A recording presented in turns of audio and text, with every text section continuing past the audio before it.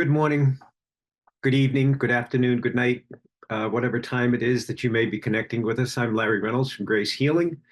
And this morning, I have something that I would like to be transparent about and hopefully correct any perception that's being formed. Um, and forgive me if I have somehow created a false perception about a number of different things that are relating to feeling God's presence or um, the conveyance of close connections to God as individuals walk their spiritual journey. Recently, I was blessed to be in dedicated prayer with somebody for an 8-day period that had come to the house to receive prayer. And the individual described it, well, it's easy for you. You have a special connection with God. And I'm like, I didn't quite understand what the individual meant. And I asked, well, what do you mean I have a special connection to God? Because to my understanding, God's no respecter of persons. We all have the same connection to God. And the individual said, well, the other day you were describing to me the depth and measure of love that you feel for God and that you experience this love to the point where, as you were describing it to me, you were in tears. And I thought about that for a moment, and I realized that the individual was looking at my description of God as my absolute awareness of it in this present moment. And in my times of service with people, I've served tens of thousands of people, and I've walked the spiritual release process that I teach about in the Covenant of Love.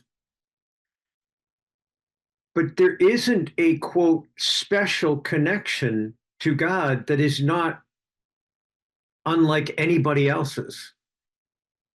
But what has happened to me through the spiritual release process that I work in, setting the captives free, releasing the spiritual influences that I encounter within others or that I encounter within myself, is I've had these moments where I've touched upon the remembrance of what absolute purity of God is without veil, because I've been releasing the individual veils that I myself have encountered or I've encountered while witnessing or in service to others, or I've touched upon the recognition of what the purity of divine love is without the veils of humanity as well in that process of service. So I want to clarify that this is not a special connection. Personally, I do not rely upon feelings to help me recognize that God exists or God is real. I rely upon the trust reality that God has given me absolute faith. I don't need to ask for more faith, neither do you. However, I have been graced in a way, which I believe is available to us all, to recognize Yeshua's invitation to immerse ourselves fully into God. And as I do that in service to others, I come upon this awareness once again of what the love is before this human veil and what it is as we return without the human veil or the spiritual influences of our lives. And for those who are listening, I want to clarify for you when I talk about the spiritual release process, it can be a celebratory process, but it can also be a very arduous process as well, because we are setting the captives free that Yeshua instructed us to do. He said, go forth and set the captives free. And he was not talking about a local prison down the street where a bunch of prisoners were being held for debtor's prison or whatever. He was speaking of the spiritual captives that we hold within us and that we encounter within others. So in this spiritual release process, I've developed a practiced awareness that it is God first. So I have deepened and refined my awareness of God by constantly releasing everything that is not of God. So if I encounter the spirit of frustration because somebody cut me off in traffic or whatever it happens to be, I don't embrace the frustration. I relinquish the captive named as the spirit of frustration, and I welcome in holy patience, clarity, and unity as I begin to pray for the individual that may have cut me off. I have no idea what this person is going through, but I also keep in mind of the fact that there is a spiritual propensity that presents in every human interaction. Do I choose God, or do I choose to embody or embrace spiritual influence to bring about more spiritual influence? So if I reacted in frustration, if I rose up and became anger, started hammering my horn, yelling and screaming out my window toward this individual in traffic, I would escalate the spiritual experience to the point where it could eventually become murder or manslaughter or whatever it is when people are pulling guns out on each other and they shoot each other in these road rage incidents. So in this process, that there isn't any one person that has a more special connection to God. And I just want to clarify that if I've conveyed that in any way, please recognize that you have availability to you the same exact connection that anybody you've seen walking this earth has. Yes, we hold different gifts. Yes, we hold different callings. Yes, we hold different anointings. What I try to tell people that if they've been identified as a healer, relinquish that back to God. If they've been identified as a prophet, relinquish that back to God. If they've been identified as an evangelist, relinquish that back to God. God can always manifest through you through any one of those things. But if you only name yourself the one thing, healer, prophet, evangelist, you then eliminate within you, you create a veil to the possibility that God could use you in every aspect of his nature. Bring forth speaking in the living word of the tongues, in conveying healing, conveying evangelist, conveying prophecy, conveying restoration. You would reduce down the fullness of how God could manifest. And that's what I've encountered through this spiritual release process is this ability to discover that which God is without the spiritual veils and without this veil of humanity. Because once again, I don't want to rely upon emotional construct or feelings within me because I could be a corrupt vessel. Every one of us can be. I would rely first upon what Yeshua instructed us in, setting the captives free. The things that we deal with upon this earth are of a spiritual nature and emerge from the order of principalities. It is spiritual in nature. So if I just function in that trust, that every time somebody comes at me with anger, it is not they, but I can see the spirit of anger present within them, and I release the spirit of anger and I choose it not within myself. In that, that does form a special awareness of the connection we all hold. So it's not isolated to Larry Reynolds or any other person that's been known or elevated into a position or role or care for another. Um, there's many spiritual mystics. There's many spiritual teachers. There's many people that have named as healers or prophets or whatever it happens to be. They hold nothing more than you do.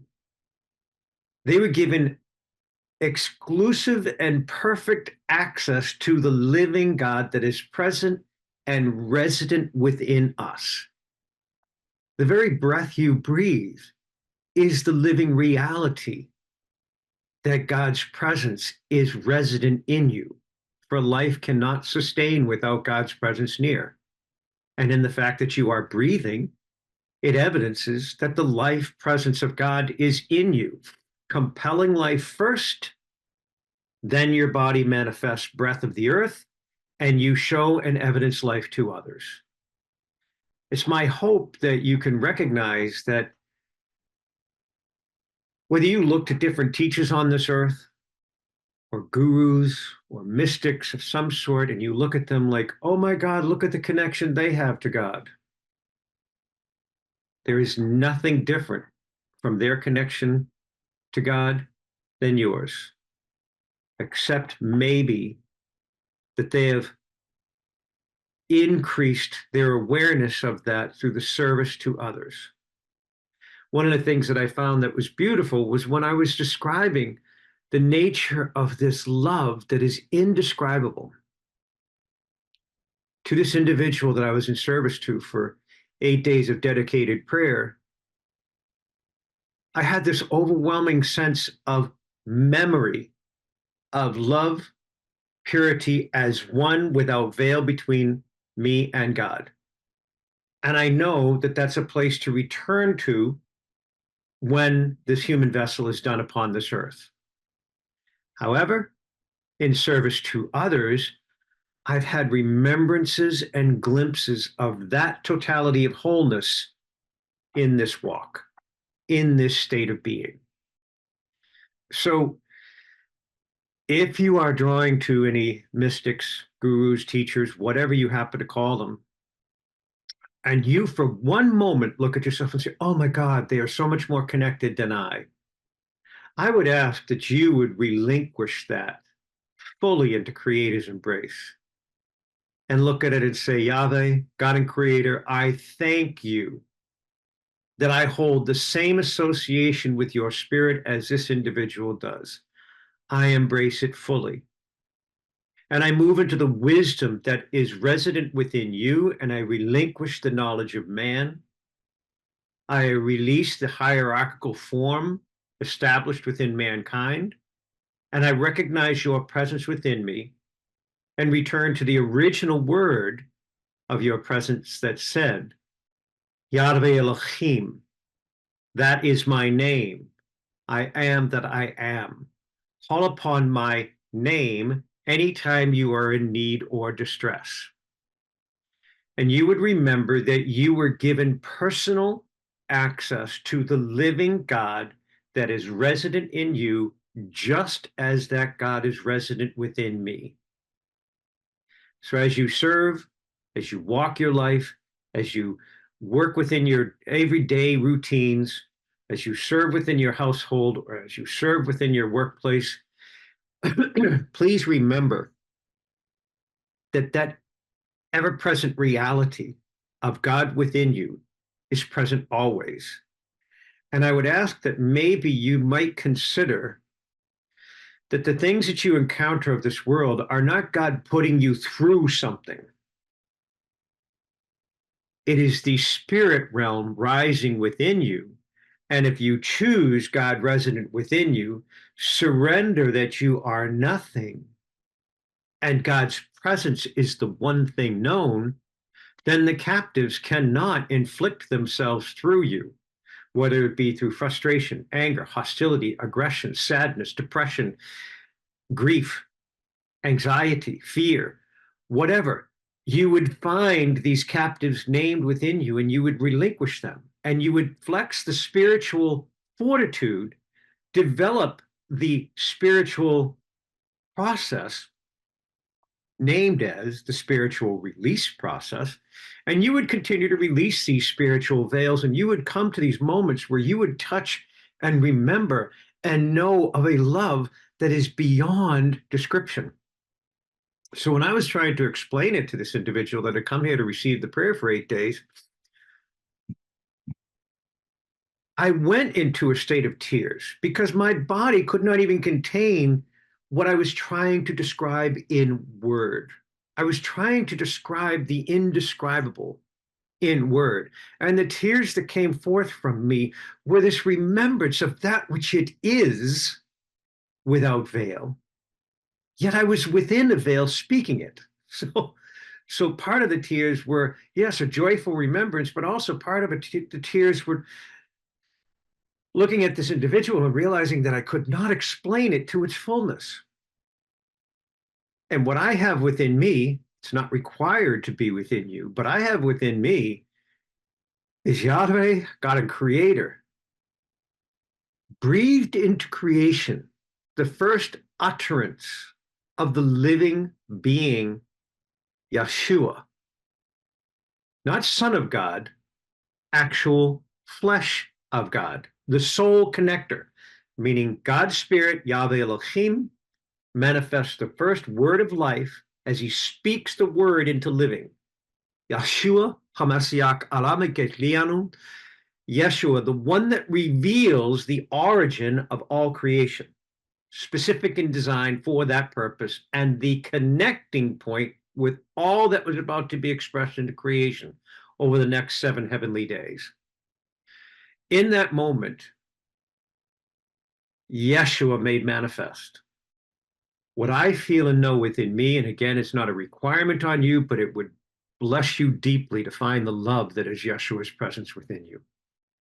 Because what I find and know within me is Yeshua's holy invite to return unto Creator by an invitation to immerse ourselves in the reality that not only is God real and preceding creation, above and beyond the measure of time and universal constructs, but Yeshua's presence is inviting us to immerse ourselves in the oneness that is God through Yeshua. Yeshua's presence is ever present throughout creation. There is no limit to his form. We see this construct of what we witnessed in his human form that is indescribably small to the nature of what Yeshua is. Yeshua is the connecting point to the limitlessness of the reality of our God. Therefore, he holds no limit, for he is the presence of God. Then in you manifests Abun Salabakun de la Heben Abun. Abun. When the disciples asked Yeshua, how do we pray? The first utterance out of his mouth was Abun, which mankind changed to our Father, but that's not what it means. In the totality of it, it's we return to the breathing life that is your presence within. Your breath residing within me is what I engage first as a center in prayer. In doing so, in Abun, I would recognize from within Abun, whoa, frustration is not of God. Patience and understanding is of God. I relinquish the captive known as spiritual frustration, and I embrace holy patience, clarity, forgiveness,